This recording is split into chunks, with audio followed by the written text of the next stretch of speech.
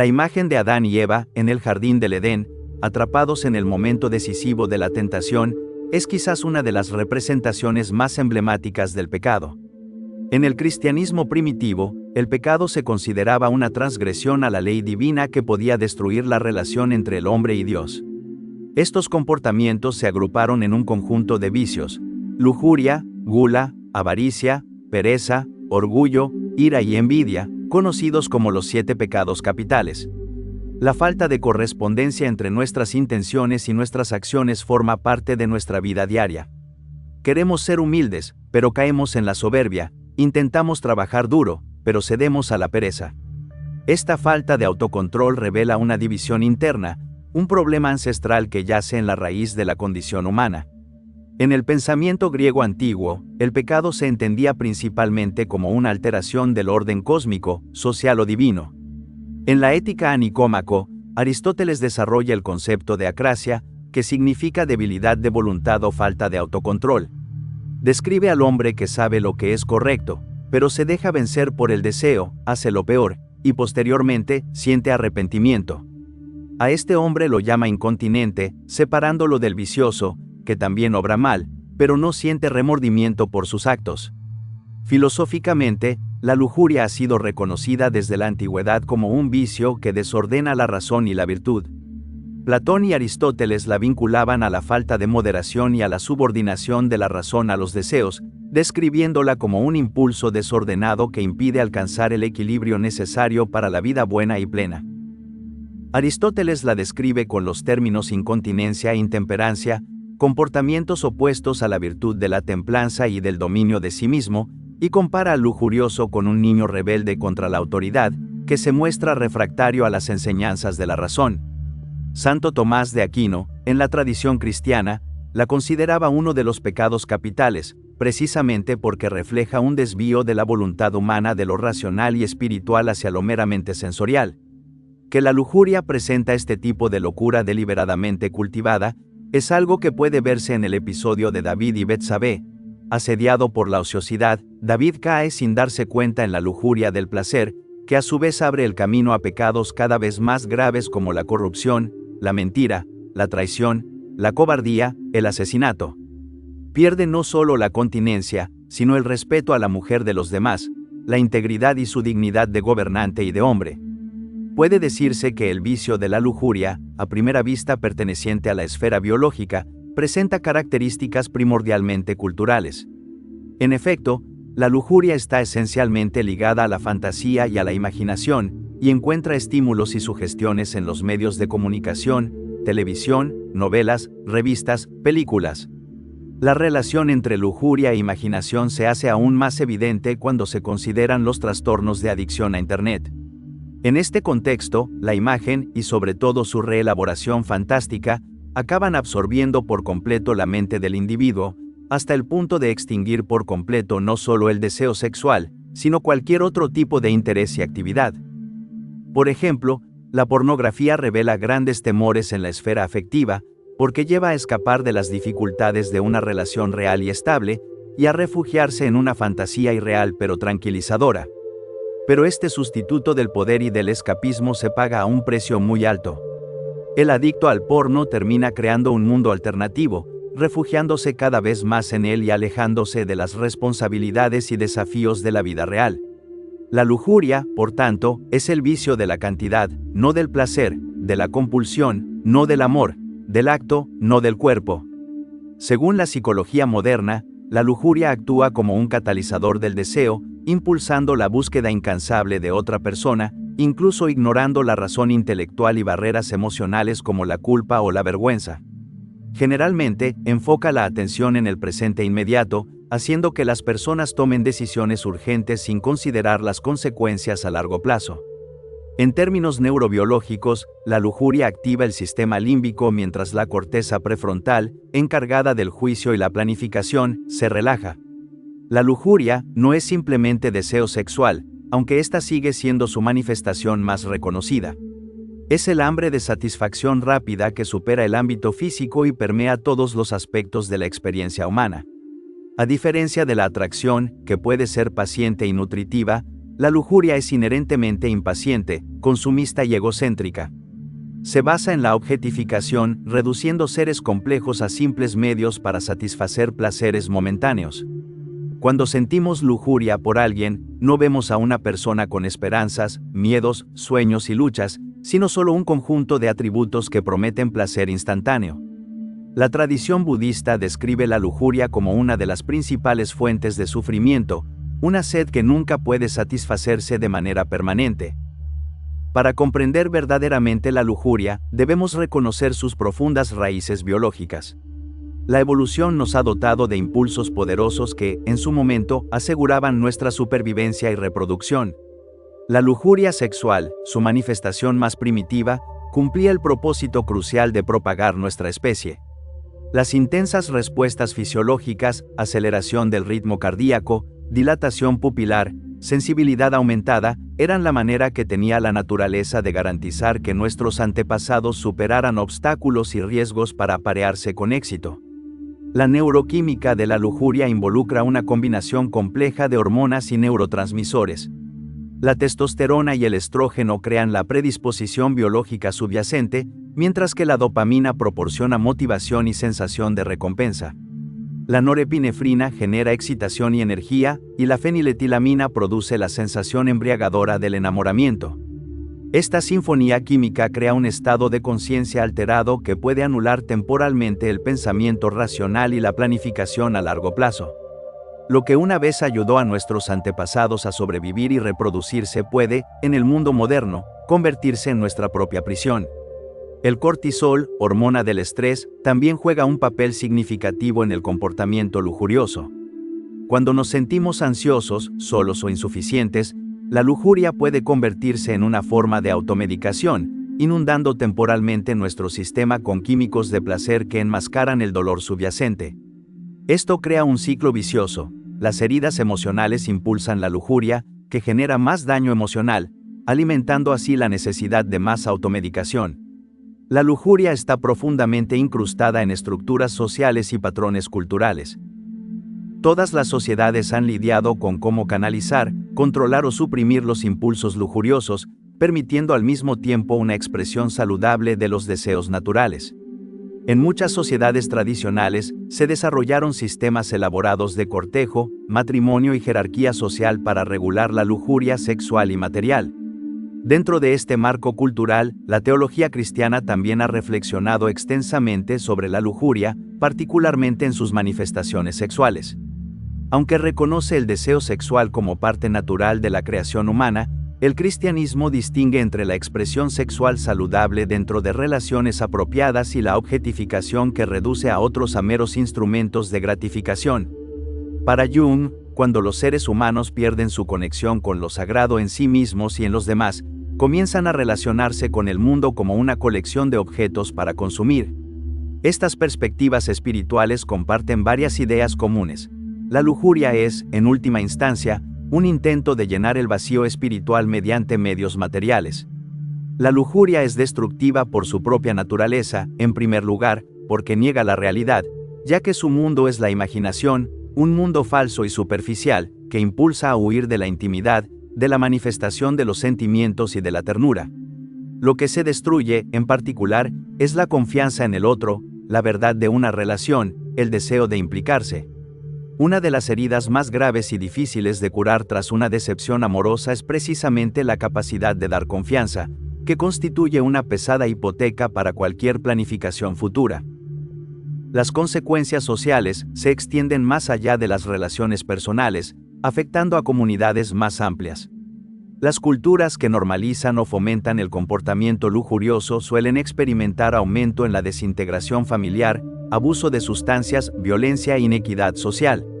Ciertamente, de todos los daños causados al alma por la lujuria, el más grave parece ser el que invade a la más noble de sus facultades, la razón, que, a causa de la vehemencia de los deseos, afectos y placeres relacionados con este vicio, pierde el papel de dominio y control sobre las actividades humanas que le corresponde por derecho. Como explica Giovanni Cucci, jesuita, filósofo y psicólogo italiano, en un artículo publicado en la Civiltà Católica en 2024, La reflexión filosófica y religiosa ha insistido en la necesidad de una educación moral, espiritual y afectiva de la sexualidad, que debe vivirse en un contexto estable y unitario como es la familia, y ello no solo para garantizar la estabilidad económica y social, sino también porque existe algo esencial en juego para el desarrollo de la persona humana. Basta pensar en la gravedad de los problemas que se manifiestan cuando falta esa estabilidad afectiva, sobre todo en los primeros años de la vida de un niño. Sin amor, un niño no podría vivir. Un entorno de estabilidad y afecto le tranquiliza y le permite florecer en la vida. Sin orden, confianza y equilibrio, el desarrollo de una vida humana no sería posible. De hecho, los psicólogos infantiles nos dicen que no puede haber maduración psicológica si, al principio del proceso de socialización, no existe fe en el orden. Cuando esto no sucede, queda en el niño, y más tarde en el adulto, una ansiedad generalizada y una sensación de precariedad, que se manifiesta en la dificultad de dar confianza y de implicarse. También pueden aparecer malestares fisiológicos como depresiones, inestabilidad del humor, intentos de compensación y tratamientos de diversa índole, tales como psicofármacos, drogas, alcohol, tabaquismo, terapia psiquiátrica, así como incapacidad para enamorarse. La conversión de la lujuria debe pasar esencialmente por la mente, es decir, exige una transformación de los criterios de vida, de las relaciones, de los afectos y de los intereses. Aquí podemos encontrar una confirmación más de la importancia de un trabajo profundo sobre uno mismo, identificando las formas en que se alimentan la mente y el espíritu. Sin un adecuado autoconocimiento y un profundo deseo de cambiar, se hace difícil lidiar con la lujuria, porque al residir en la mente se convierte en una idea fija que obsesiona, incluso cuando la carne ya no es capaz de acompañarla. Como escribe Giovanni Cucci, más que cualquier otro vicio, la lujuria solo puede vencerse arrancando sus raíces. Cuando un barco está lleno de agujeros y se está hundiendo, es inútil usar un balde para echar fuera el agua. Lo único que se puede hacer es tapar los agujeros. El psicoanálisis y otras teorías han hecho bien en recordarnos que en todo sujeto, incluso en un santo, acechan el egoísmo, el odio y la envidia. Pero también es cierto lo contrario. Incluso en un egocéntrico existe algo ético, algo de interés por los demás no como meros instrumentos de las propias satisfacciones. Liberarse de la lujuria requiere comprender los patrones psicológicos que la sostienen. Estos patrones suelen operar de manera inconsciente, generando respuestas automáticas que parecen involuntarias, pero que en realidad son conductas aprendidas que pueden modificarse con esfuerzo consciente y práctica. La fase de desencadenante típicamente comienza con un estado emocional, una señal ambiental o un patrón de pensamiento que activa el deseo lujurioso. Entre los gatillos emocionales más comunes se encuentran la soledad, el aburrimiento, el enojo, la ansiedad o los sentimientos de insuficiencia. Los factores ambientales incluyen ciertos lugares, personas o situaciones asociadas con comportamientos lujuriosos previos, mientras que los estímulos de pensamiento suelen involucrar fantasías o exposición a contenido estimulante. La fase de racionalización se refiere a los malabares mentales que realizamos para justificar actuar según nuestros impulsos, aun siendo conscientes de las posibles consecuencias. La fase de acción es la participación real en el comportamiento lujurioso, ya sea ver pornografía, hacer una compra impulsiva o buscar atención inapropiada. Durante esta fase, se activan los circuitos de recompensa en el cerebro, proporcionando placer temporal y alivio del detonante que inició el ciclo. La fase de consecuencia implica lidiar con las secuelas del comportamiento, que puede incluir culpa, vergüenza, estrés financiero y conflictos relacionales. Paradójicamente, estas emociones negativas a menudo se convierten en detonantes para el siguiente ciclo de lujuria, ya que los individuos buscan escapar de su malestar mediante los mismos patrones que lo crearon. La fase de resolución típicamente implica promesas de cambio, expresiones de arrepentimiento y modificación temporal de comportamiento. Sin embargo, sin abordar los detonantes subyacentes y desarrollar mecanismos de afrontamiento más saludables, estas resoluciones rara vez resultan en cambios duraderos. La neurociencia moderna ha revolucionado nuestra comprensión de cómo opera la lujuria en el cerebro, proporcionando ideas para desarrollar estrategias efectivas de cambio. A menudo mal interpretada como químico del placer, la dopamina está más relacionada con el querer que con el gustar.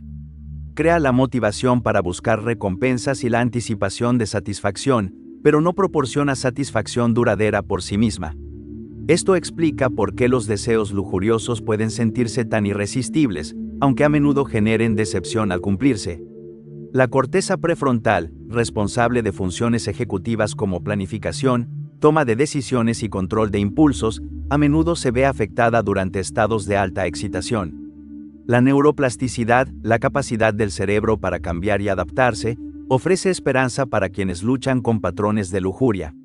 Los comportamientos repetidos crean vías neuronales que se vuelven cada vez más automáticas con el tiempo, pero los nuevos comportamientos pueden crear nuevas vías que eventualmente se fortalecen más que las antiguas. Este proceso requiere tiempo, paciencia y práctica constante, pero es absolutamente posible.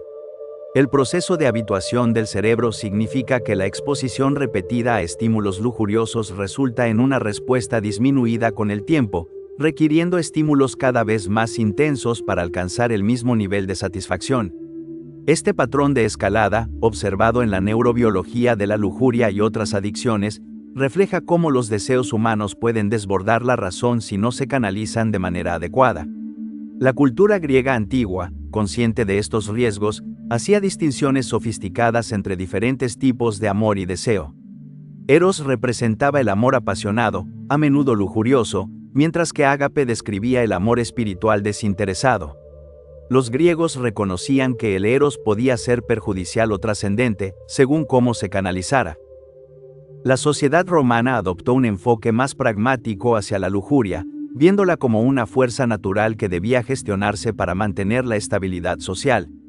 La cultura cristiana medieval desarrolló quizás el enfoque más sistemático para entender y combatir la lujuria, considerándola uno de los principales obstáculos para el desarrollo espiritual entre los 7 pecados capitales. En las tradiciones bíblicas, figuras como Sansón ilustran cómo la lujuria desmedida puede conducir a la transgresión y al desastre. Fascinado por su atracción hacia Dalila, permitió que su deseo lo debilitara. Finalmente, esto lo condujo a la captura por sus enemigos. Las órdenes monásticas cristianas, inspiradas por estas enseñanzas, establecieron prácticas detalladas para reconocer, comprender y trascender los deseos lujuriosos mediante oración, servicio, ayuno y apoyo comunitario. Desde un punto de vista moderno y práctico, superar la lujuria requiere un enfoque integral que aborde dimensiones biológicas, psicológicas y sociales. Identificar y desafiar los patrones de pensamiento, así como desarrollar expectativas realistas sobre lo que los deseos gratificantes pueden y no pueden proporcionar, ayuda a reducir su poder persuasivo. Los enfoques saludables para superar la lujuria implican integrar el deseo en lugar de suprimirlo. El objetivo no es volverse insensible ni carecer de deseos, sino desarrollar una relación adecuada con ellos, de manera que nos sirvan en lugar de dominarnos. Esto requiere comprender la diferencia entre el deseo saludable, que nos conecta con la vida y con los demás, y el anhelo lujurioso, que nos reduce a objetos y nos consume. La lucha con la lujuria es tan antigua como la humanidad y tan contemporánea como las tentaciones de esta mañana. Es la lucha más personal y, al mismo tiempo, el desafío más universal. Cada ser humano, independientemente de cultura, error o circunstancia, debe eventualmente confrontar la pregunta de cómo relacionarse con los deseos que arden dentro de él. La elección no es entre deseo y ausencia de deseo, porque el anhelo forma parte intrínseca de la vida.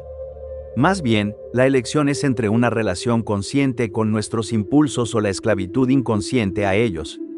Es la elección entre usar esos impulsos como combustible para el crecimiento y la contribución, o ser consumidos por ellos en ciclos interminables de anhelo y satisfacción temporal. Según Giovanni Cucci, para que sea eficaz, este camino requiere además una vida espiritual adecuada.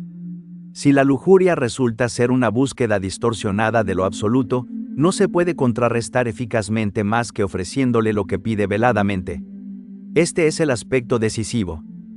Los padres espirituales, retomando el Evangelio, advertían a quienes querían cambiar de vida: si el corazón está vacío, se puede caer en vicios peores. De ahí la invitación de Casiano a alimentar bien el espíritu, mediante la oración y el ejercicio de la caridad. De este modo, uno encontrará energía y motivación para desintoxicarse y convertirse en señor de su propio cuerpo. Como escribió Cucci, así como muy a menudo es útil a los que padecen cierta enfermedad no mostrarles ni siquiera los alimentos que les harían mal, para no suscitar en ellos un deseo que sería fatal. Así también la calma y la soledad son muy útiles para combatir estas enfermedades particulares, de modo que el espíritu enfermo, sin ser perturbado por muchas imágenes, pueda alcanzar una visión interior más pura y erradicar más fácilmente el fuego pestilente de la lujuria. Otra ayuda importante viene dada por la presencia de relaciones sanas, capaces de expresar bondad, entrega, ternura y atención a los demás, actitudes que son todas antitéticas a la lujuria. Es el interés afectuoso por el otro, en su singularidad, lo que distingue fundamentalmente el amor de la lujuria. El camino de la curación, como el de la ternura, es siempre posible para quien lo busca sinceramente, dispuesto a jugársela y a someterse a sus leyes. Porque el amor, como la belleza, necesita la custodia de la ley. Como aprendemos de Platón en sus diálogos sobre eros y deseo. El eros no controlado puede llevar a la destrucción, pero canalizado hacia la belleza del alma, conduce a la trascendencia.